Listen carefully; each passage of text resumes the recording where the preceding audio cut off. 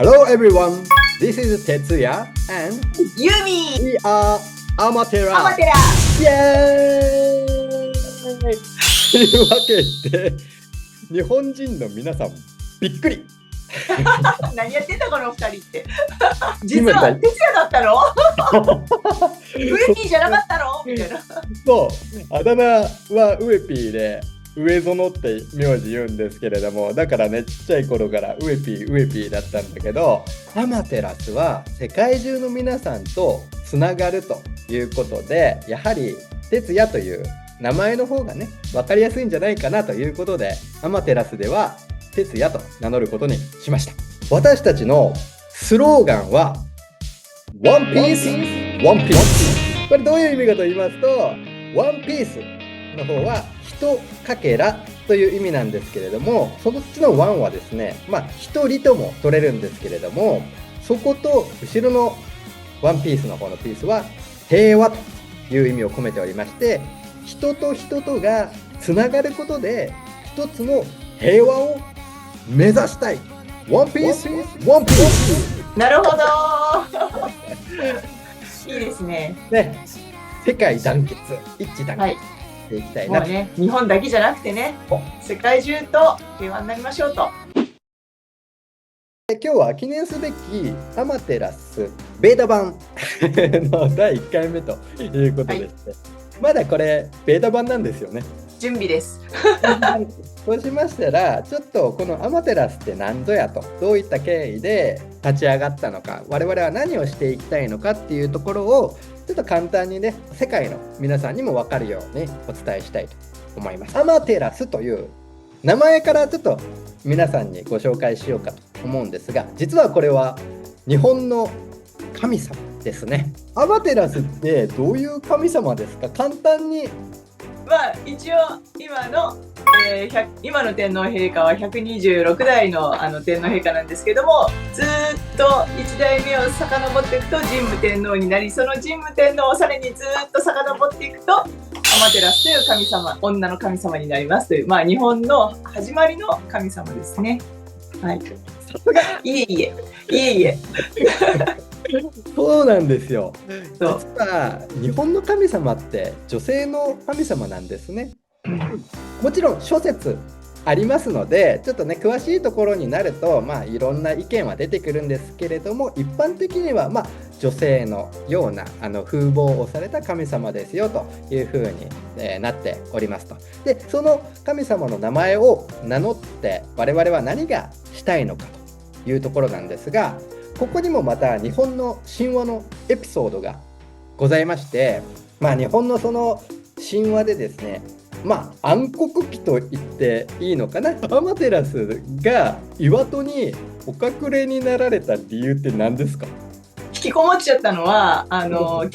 のスサノオが暴れて嫌になっちゃって、お姉さんがちょっと引きこもっちゃったっていうざっくり言うとですねそうですよね。スサノオが暴れたことによってちょっとアマテラス嫌になって、この隠れちゃった岩の中に、そうしたら日本に暗黒期が訪れてしまった。アマテラスっていうのはそもそもその天を照らす、要は太陽神っていう名前の意味ですから、その太陽の神様が隠れちゃったから、日本が暗くなっちゃったってことよね。そうです。その時にどうやってじゃあその大変な時期を昔の人たちが乗り越えたかというと、実はこれが面白くて、お祭り岩の前で踊ったりとか楽しく騒いで、こんなにことが楽しいよって、それを見せたんですよね。そう特にその雨のうずめという女の神様が裸踊りしましたみたいなことが一応古事記には書いてあって、もうあとはもうみんな笑ったり楽しそうにしてたので、ついチラと見たくなっちゃったんですよね。そうなんです。それで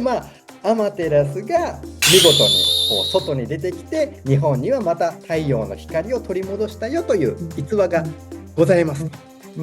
これになぞってですね、この今の世界情勢、世の中がですね、我々はあごこけだと思ってるわけですよ。実は私たちは日本でこう政治のことをずっと見てきたりとか、日本の経済の今リセッションと言われててね、良くないような状態なんですけれども、経済も良くないよ、給料も上がらないよ、政治もどうなっちゃってるのっていうような状況を見てきてですね、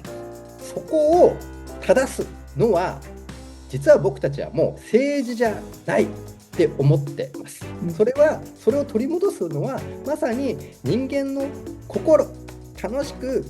人々が生きる、今を楽しく生きるっていうことがやっぱりこの今のこの神様というかね、アマテラスが出てきてくれた時みたいに光を照らすきっかけになるんじゃないかなという活動をしていきたいんですよね。なので私前伊勢神宮っていうのはその今言ったアマテラス様がね祀られてる神社だけれども、そこの神社でお聞きしたお話では、その神様ってねどういう人が好きかっていうお話になって、でそうすると真面目な人、よく働く人、誠実な人ってこうなんだろうってちょっと考えたんだけれども、そこの伊勢神宮で伺った話としては、神様は面白い人が好きだって言ったんです。まさにそのねこう岩の外でどんちゃん騒ぎしてるような人が好きだからっていうか、気になっちゃってアマテラスがつい見て出てきたっていうことなので、その面白いっていうのはその顔が白いっていう意味で、要はそのアマテラス様が出てきてみんなの顔が白く光ったと。だからそこから語源でこう顔が光ってることを面白いっていうらしいんですけど、そのように神様は面白い人が好きだということなんで、真面目もよし誠実もよしね、よく働くもよしなんですが、やっぱりね神様に好かれてんだったら面白い人間でいましょうと、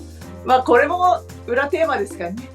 ですね。はい、そこに、やっぱり明るい社会、明るい未来を作るにはやっぱり明るいエネルギーが必要ということですよね。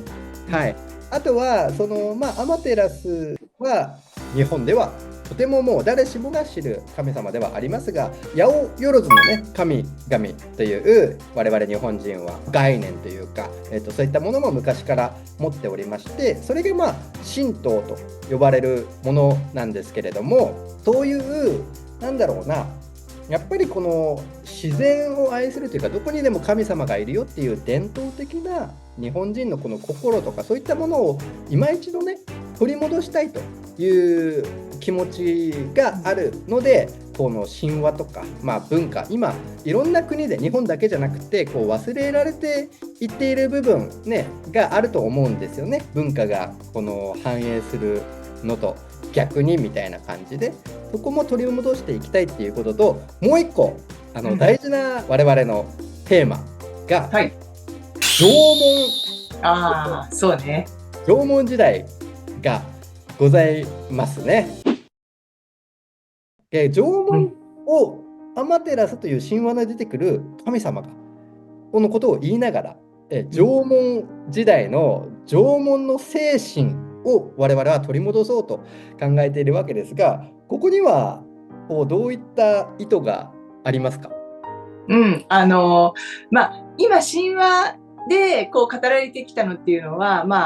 神様の時代の話と、あとそこから神様からつながってきて、神武天皇が生まれてから2000何百年ってこう当たってるのが一応日本の歴史なんですけど、実は日本の歴史っていうのはこの2000何百年だけじゃなくってそのこっちにそれより何倍も長い1万何千年という縄文の歴史があって、だから実は日本人のルーツって本当縄文から数えた方がより自分たちらしさ何かなっていうのをこう思い出せるんじゃないかなと思って、今すごくこう縄文をテーマに活動してる人も多いですよね。そうですよね。そうそうそう。なんといってもこの平和だった争いがなく、何万年1万何数千年、数千年争うことがなく平和に暮らしていたっていう痕跡があるということなので、だとしたらやはりそこの精神を取り戻すことで平和を、我々も獲得できるというふうに考えております。その時の縄文人たちのこの精神性とか、精神性だけじゃないけれども、生きる力ですよね。そういったものっていうのが、この他の世界の先住民の人たち、インディアンとかアボリジニの人たちとか、他にもたくさんいると思うんですけれども、そこがこう共通しているように感じるんですね。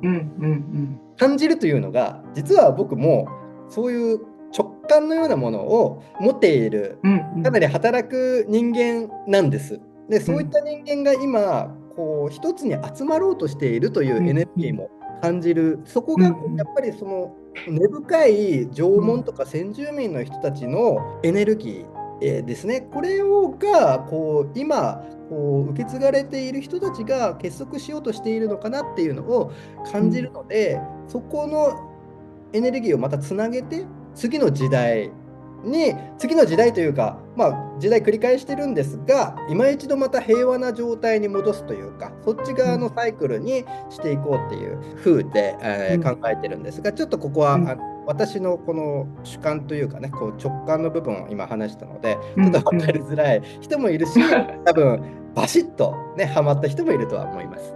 その縄文人っていう名前ついてますけど、何のことはない日本列島に住んでた私たちのご先祖様でいいんだと思うのね。で、たまたまそういう教科書では、縄文人みたいな名前ついてるんだけども、何のことはない、私たちのご先祖様で、ずっと日本人はそのままずっとそこにもうただ住んでたみたいな。で、ずっとこう、平和にある意味意図的に発展しなかった時代とも言えると思っていて、でそこから大陸から人が来たりしていろんなまた時代の変化の中で今度はその発展していくことと引き換えにこう言っちゃなんですけど、いわゆる普通の人間になったんだと思うんですよね。でこれは矢作先生説、我々宇宙パパって呼んでる矢作先生説なんですけど、だからその縄文魂を忘れないように天皇という仕組みを日本人は作ったんだと。でだけれども そこに唯一のこう日本人縄文人らしいその目に見えないものを大切にして平和に暮らしましょうっていう意識をね、その天皇というところでこううっすらつないでいきながら、ただ他の人たちは世界の発展に合わせてその自分たちも発展していきましょうっていうような時代になったのがこの2000年と。なので、日本の歴史もすごく長すぎて、どっから何が